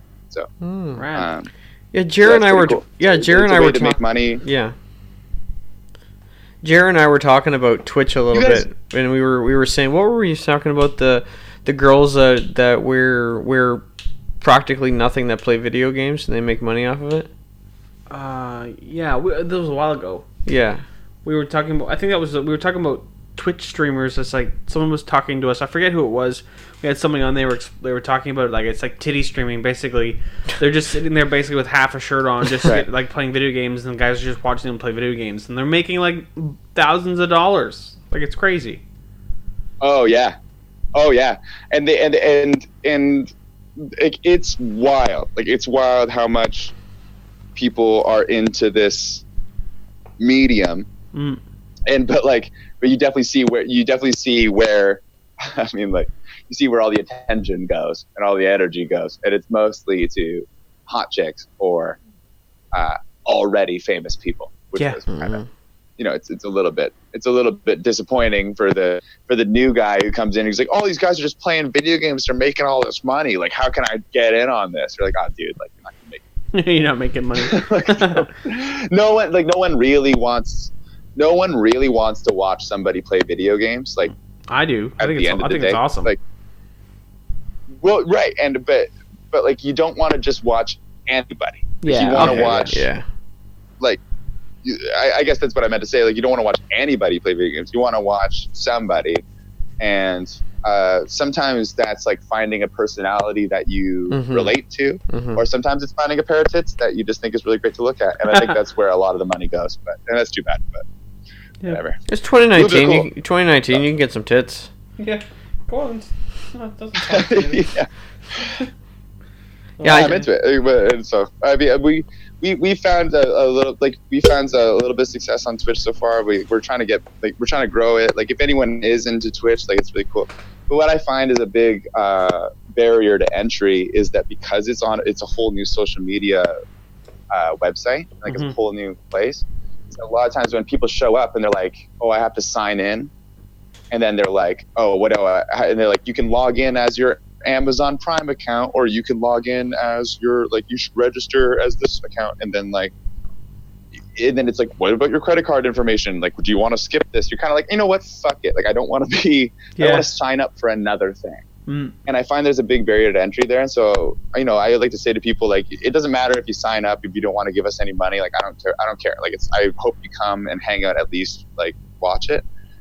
But if you guys are looking into, like, being, like, on, like, live and, like, live streaming, like, YouTube has a big ecosystem now, and you can comment and stream based on your Google account, which everyone already kind of like has. Yeah. So I find that like when people are asking me about like live streaming, I'm telling them to go to Twitch isn't the only platform. Like Facebook also has live streaming. But the reason why we're on Twitch is because Twitch has a very cool policy about weed. So that's why we're there, is that we have always been kind of weed centric, and we're allowed to get away with it there. Their terms of service are just saying you just can't do something that's illegal. Yeah. And you can't do something that's self-harming. So we smoke responsibly, and we're allowed to smoke because we're in Canada. Can you record? So we're able to, Sorry. Yeah. Can you record? Yeah. Yeah. So so even now, like if you check out our Twitch TV, which is pretty it's pretty weird to find. So it's twitch.tv/higher mentality 420. Yeah, I'm on it right now. I'm looking at it right now. And so what you can see there is there is a videos section, and that will have the past 2 streams. And so you can see the streams that we did, and they're in full. They're there and they're recorded.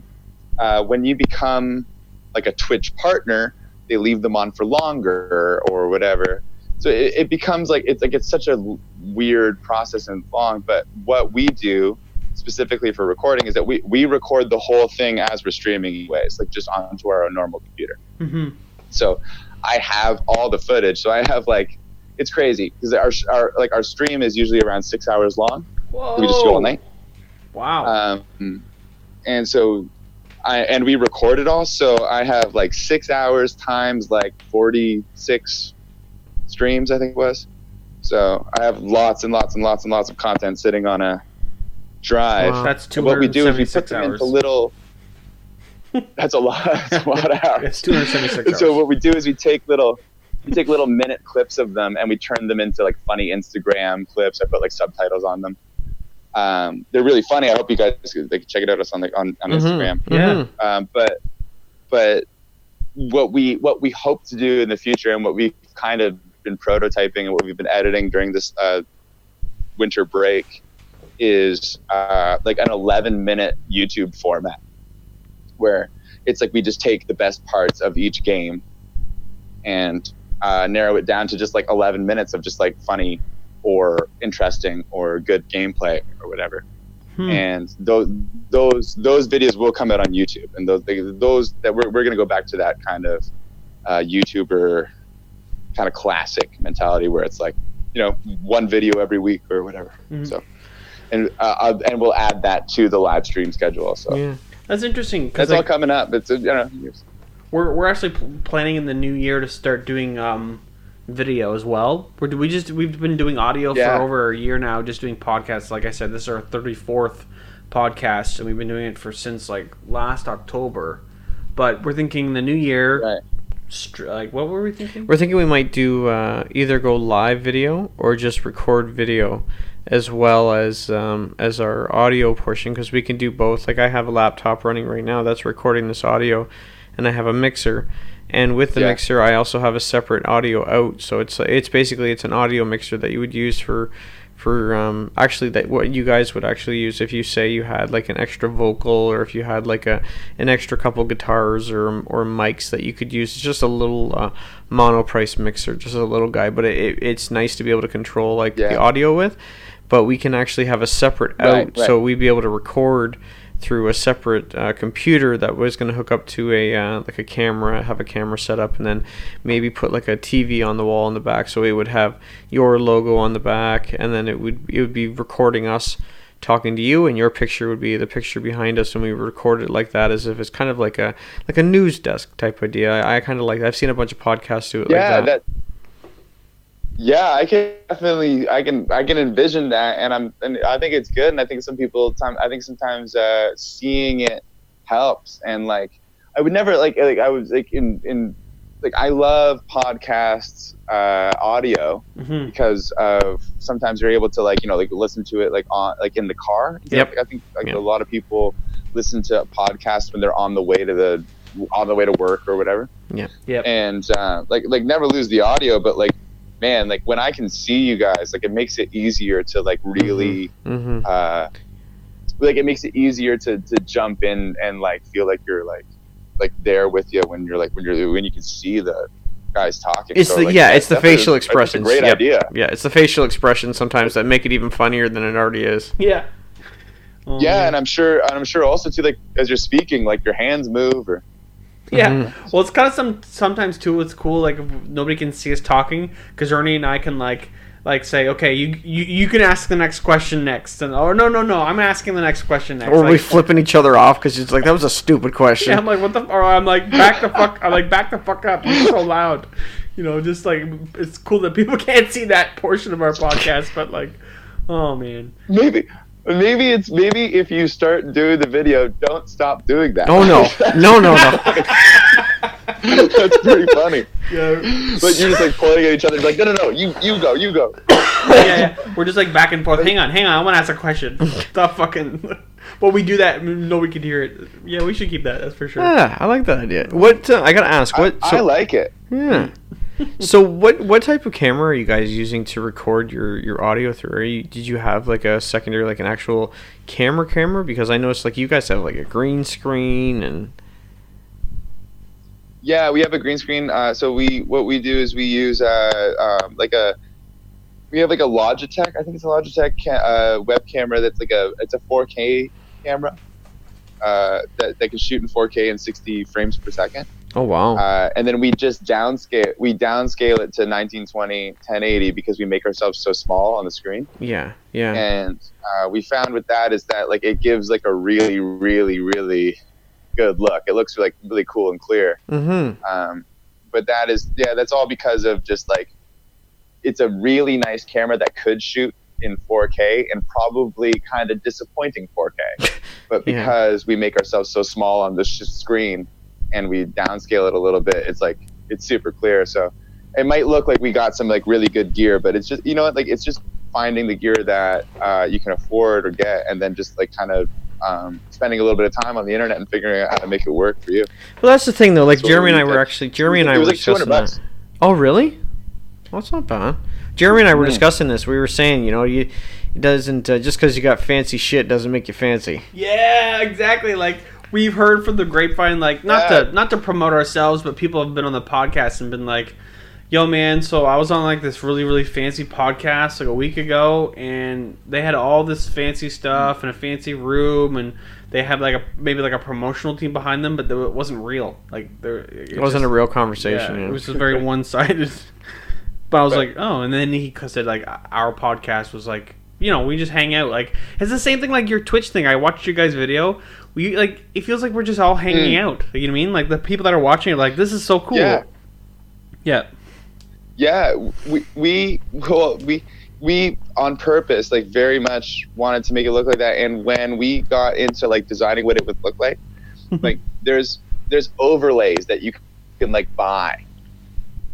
And it's so funny. Like they add all these like cool looking like little boxes that have places to put things, and like you have like an extra chat, even though the chat is like built into the program. Like you can have like an extra chat that shows up to like the left side of your face, and it has all like who like last subscribed, and then it has like your logo, but it can be like on a changeable like GIF, and it's like changing from your logo to like subscribe now or like .com or whatever. And they had all these cool like overlays that make you look like super legit or whatever. And I just laughed, and I was like, nope. And I was like, Yeah. I'm gonna make my own shit. I'm gonna make our name tags with like the Helvetica font. Like I'm gonna make it like just bare bones, like minimal as fuck, because I don't want to take away from the fact that we're just 3 dudes hanging out, and everybody who comes to like the stream, I want them to feel like they're just as much a part of it as us, and that we're not trying to put up some big fancy wall to say like, you know, we're like, look at us. We're trying to say, look at you. We're trying to say like, thanks for coming. So we want to be, you know, open and it's more focused on the actual, like, it's like just being fun and like being a part of it. Like I make up name tags on the spot. Like if anyone watched the stream last time, like I was literally like moving, like you can watch me move like the screen around, like move where we're sitting to the other side of the screen and hit go. Cause I don't use overlays or any of that kind of fancy shit that you can get. Like I just let her rip because it's just for fun. Well, yeah, and that's the part of it why people are. Yeah, okay. Yeah. That's half Well, of it. I think too, If you look bored, then everybody's gonna be like, well, if they're not enjoying it, how the hell am I? Yeah, and I think there's a lot of times when you can go on. So you can go on. I think there's some crazy sad number where it's like this, like 99% of guys on Twitch are streaming to one person or to 0. Yeah. And if you go and find what those streams look like, they look better than mine all the time. Like they always look better. But it's just some dude, and he's usually either kind of like overactive, like really trying, like he's definitely watched a few videos on like how to be a good streamer. Yeah. And is like saying all the lines. Or you're seeing somebody who's just standing, like sitting there, like blank faced, like actually playing Fortnite and like really trying, but like not commentating or saying anything or being interesting or watchable, for example. It's definitely a middle ground. It's a middle ground, that's for sure. It's like you want to be genuine, but you don't want to be like over, like you want to be like, you know, I just play a character, like I just act like I, you know, when I'm talking I'm not the same person. Like I heard that before. I was like, what? Yeah, that's not cool. Like why are you being somebody else? Kind of like watching the racist 5-year-old play a game. That's a lot of work. That seems like too much work for me. Like if you can't be genuine and like I don't know, man. It's just like you guys do a good job. Like I watched some of the videos. They're really entertaining. Thanks. I don't know if I can do the full 6 hours. I think I did like maybe an hour in. I was like, all right, I gotta go do some shit. But that's about it. Yeah. I also, and like it's funny that you mentioned. No, go ahead. Go ahead. Did I lose you? No, go ahead.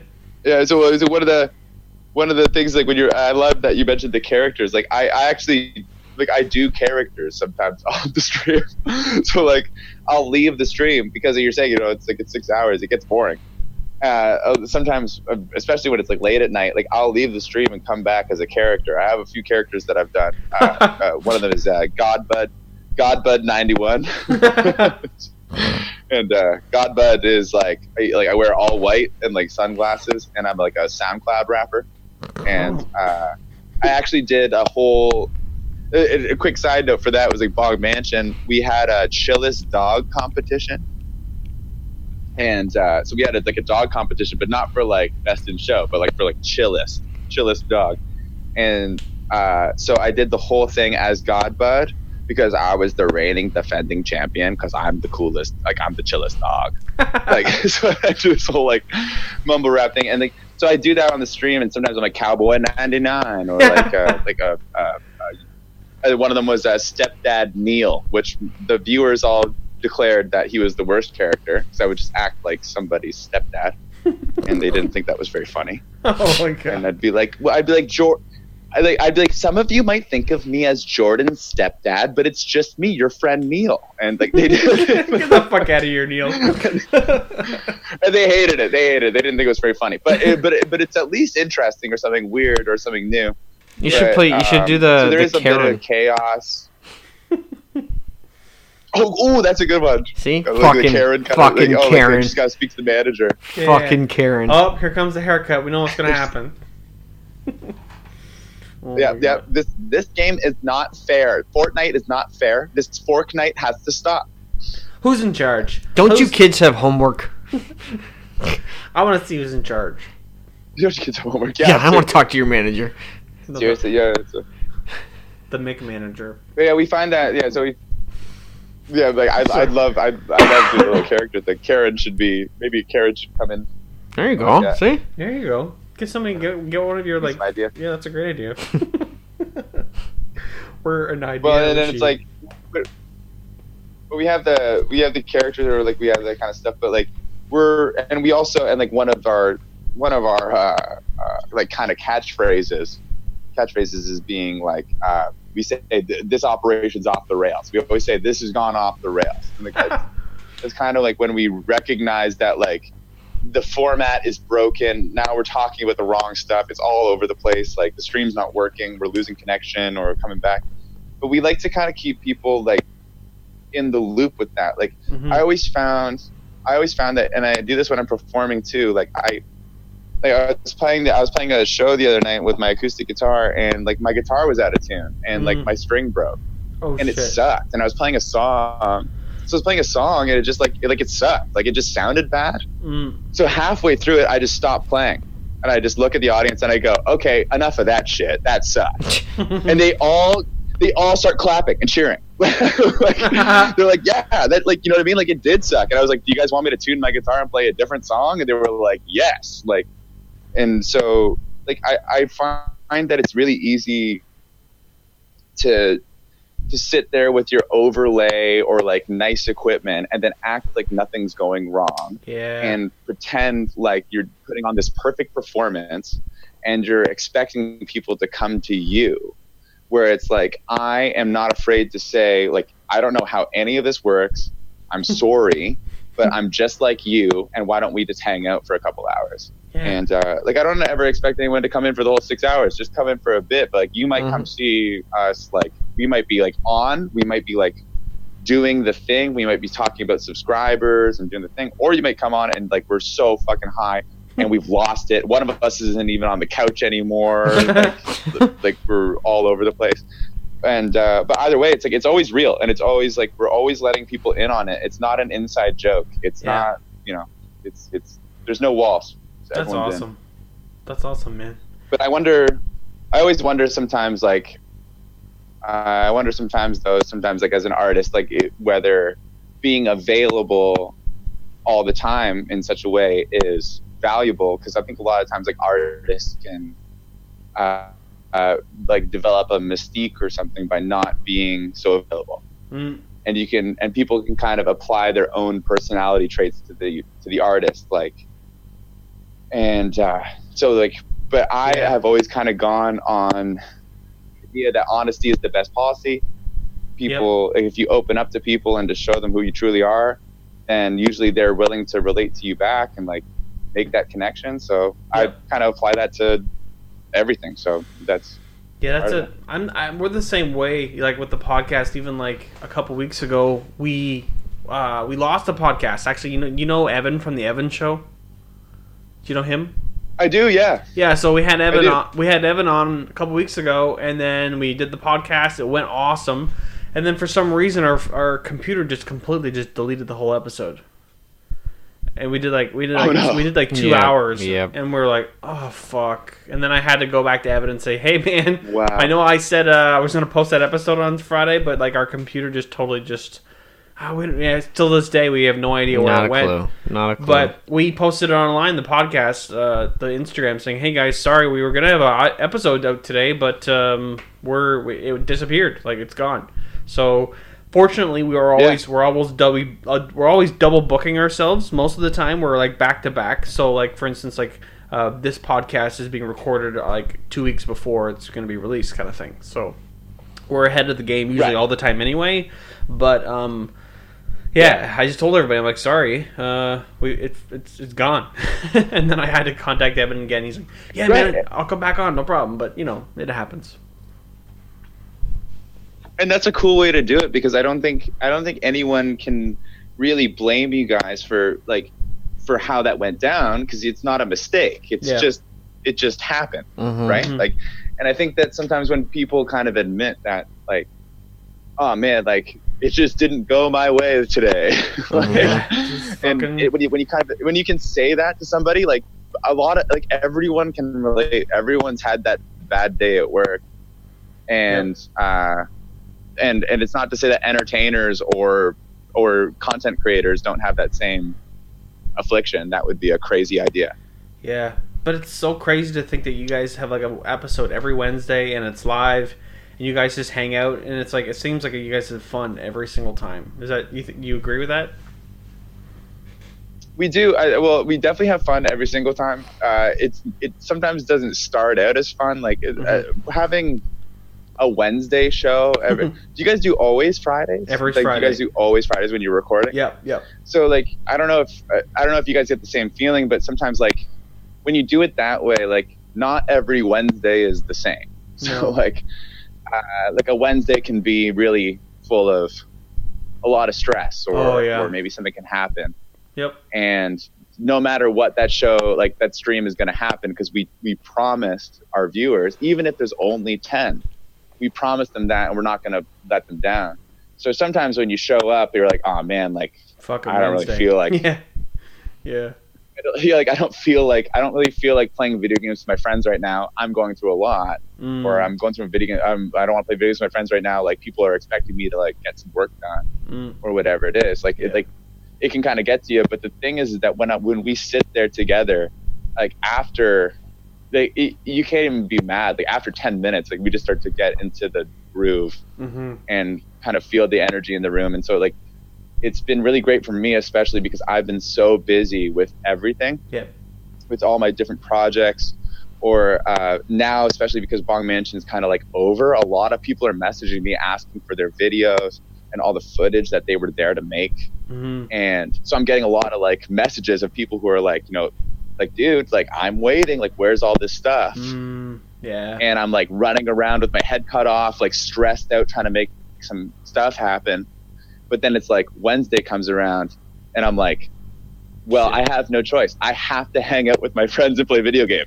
Like what a nice break. Like, what a nice designated break time every week. So and so and then we have a few viewers who kind of have adopted that with us, and they've made it so like Wednesday nights are my nights of the week where I chill out and like smoke some weed and watch us, and like they can type to us and talk. That's so rad. Yeah. We've had really cool guests on the show. Like we've had, like as I mentioned before, like working with Johnny from Walk Off the Earth. Like he came on the stream and played Sega Genesis with us the night that we went and signed the papers that said I was going to get signed. Oh, like, that's cool, man. We on a different night we had Black Zeus, a comedian from Toronto. Like he just shows up and he just like comes on the stream. That's awesome. Or like guys from bands that I know, or guys from like comedians. We had Andrea Hunter Photography, like the girl, like she takes all the photos for Voltang and Walk Off the Earth and like lots of bands. Like we've had her on and like things like that. So it's like, and they love it. They message me all the time being like, can I come back? Because it's like, it's nice. You have like a Wednesday and you just like take a fucking break, and like it feels like you're doing something because you're making content, you're reaching out, you're promoting yourself, but also like what we're really doing at the end of the day is hanging out and playing video games, roasting each other. And that's the same thing with me and Ernie.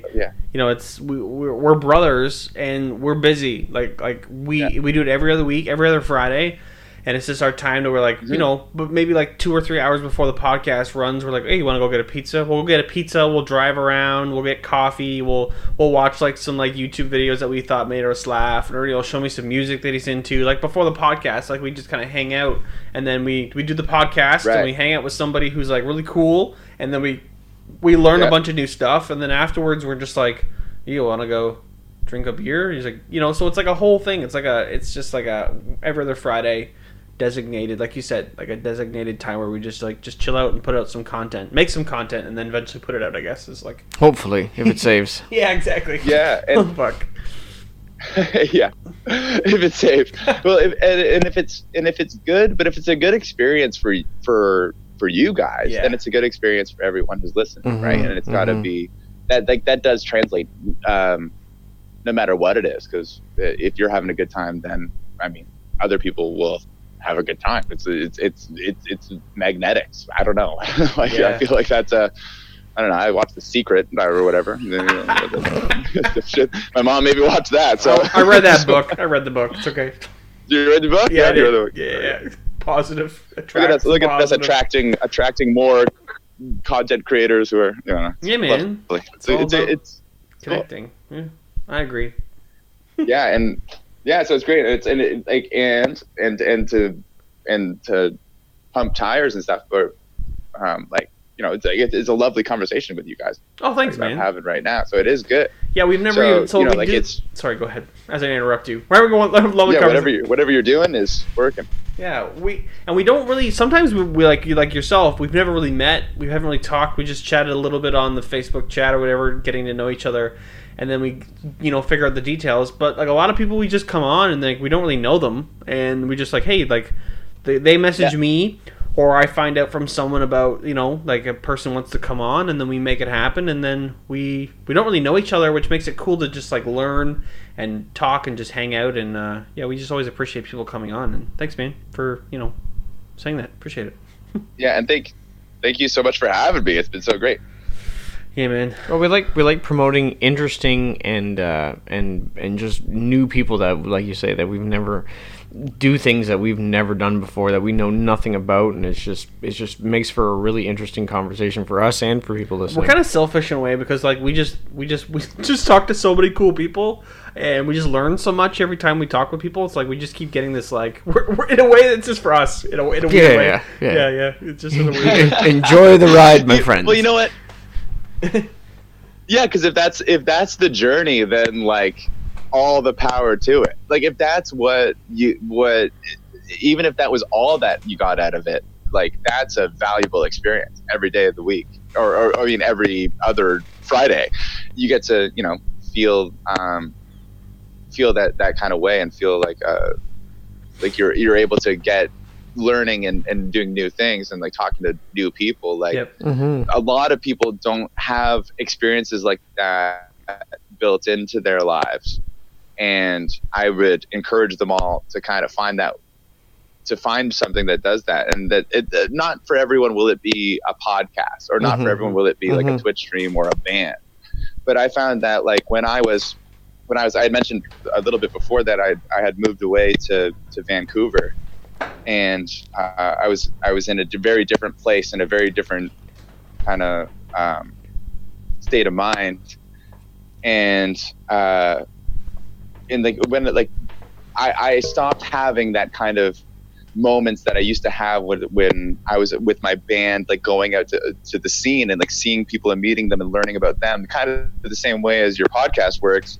I was doing that in real life, and people coming up to me and saying, "Good set. Do you want to smoke?" And then we'd smoke a joint together, and then they'd tell me about their experiences in music or whatever. And like those kind of things, like that drove me to want to not start a band, but to join one.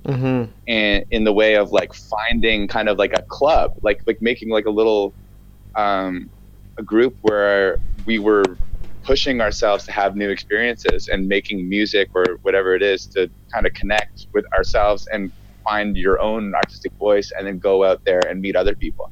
Yep. And so like I find that like podcasts or this kind of stuff are really good ways to do it, but you don't have to do that. You can make it like a book club, or you can make it like a every Wednesday you and your friends go to a bar, maybe the same bar, maybe a new bar, and you go and you just like meet someone new each day. Like those things are kind of like, those are really valuable experiences and like really important to the human experience, I think. So yes, man, that's very true. We had great. Yeah, it's a great experience, and it's very, a lot of, you don't get to go out. People live very solitary lives. People don't like to hang out with other people, or they don't go out. They work all week, and then, so this is like every content and people hanging out and just doing simple things like that. Yeah, I completely agree, man. But we just want to say, Yeah, it can be very valuable. yeah, we just want to say thanks for hanging out with us, man. We appreciate Thanks for having me. This was a really, really cool podcast. Yeah, I man. really We would appreciate love to collaborate again Cool. with some stuff. Anytime if you, I'll be following you on Twitch. I know Great. we're gonna follow on everything else, but so just let everybody know Great.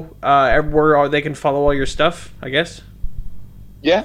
So, so best way to follow my stuff is because there's so many projects that we've talked about today. Like I know we've talked about like Voltang, Press X to Get High, my solo project, Jake Reimer, and Golden Carrot Records. Like there's so many things that I'm involved in. Bong Mansion. Yep. So it's really, I know it can be kind of confusing when I'm talking about myself, but I'm always saying, so just kind of find me on Instagram, and it's like at Jake from Voltang. I'm also on Twitter at Jake from Voltang, and also on Facebook as like Jake from Voltang. So all of those things will kind of lead you to me, and through kind of like my portal, you can see like Voltang's Twitter and Voltang stuff or Press X to Get High stuff. So like it's all, anything that I'm involved in is going to be through me, and I call myself Jake from Voltang. So that would be where you can find me on any of the social medias, whatever one you prefer. And then but yeah, and we can hopefully connect, and you can see all the stuff that I'm working on, and we can collaborate. I love collaborating with people. That's like my shit, is Dude. networking. Yeah, let's do it. And so Networking finding me is there would be great. yeah, it's basically it's a lot of why we do what we're doing too. It's like, helping promote other people, the cool shit that they're into, helping kind of get the word out for them. Yep. Yeah, man. It's all about supporting other people. And it's all about Yeah. reindeer t-shirts as well. Yeah, Oh, fuck. and I love that because I think that there used to be that kind of term where they talked about like a voice of a generation. You remember that kind of like that Yep. kind of term? They'd be like Kurt Bob Cobain's Dylan. a voice Yeah. of a generation. I think our generation here has a lot of voices, and Yes. it's good to have a couple ears, and it's good to have a couple hands. And maybe we can all work together and come together like Voltron and put our shit together and put it out, Oh, so that fuck. we can not be a bunch of voices chatting at each other, but like one unified kind of creation machine. So it's good to come together on that. Yeah, man. For It's sure. been great to talk to you guys. You guys are awesome. So. Yeah, man. You too. Thanks, man. We really appreciate your Thank you time. so So, Cool. everybody heard what they, where it can get involved and stuff, but we'll let you go. But thanks for hanging out with us, man. Appreciate Great. it. Thanks. Thank you so much for having me, guys. Yep. Awesome. See you later, dude. Oh, shit, man. Turn Shit, your shit, fucking shit. phone off. Sorry. Okay, peace, Sorry. guys. Jeez, see you later, Did you dude. see that number? Oh my god. Did you see what the number said? Fucking Ernie. His phone rings right when we're done.